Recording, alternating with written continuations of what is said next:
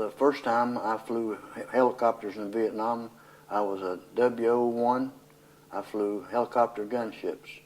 After you get out of the Army and go into civilian life is nothing like being in the Marine Corps or the Army or the Navy. There is no comparison to the military and outside. It's apples and oranges. A lot of their behaviors when they first come home are very good and adaptive for what they were experiencing, but will get them into trouble here. I was pretty weird when I got back from my first deployment. I had lost a lot of social skills, it seemed, looking back. And I got a DUI right after I got back. I just couldn't handle the social settings anymore. You're in a shooting match one day, the next day you're out. So it's hard. It's hard to put a picture on it, right? If they were deployed overseas in a war zone, it's definitely a problem. Everybody goes through an adjustment period that lasts about 3 to 6 months.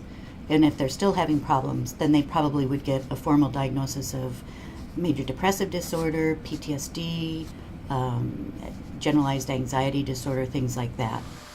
Some guys get help. Some guys, you can see it, and they know it, and they don't care. I mean, as many ways as you can imagine it would affect you, it does. They do have a lot of problems with the triggers, and it could come on anything, and it could be an internal cue too.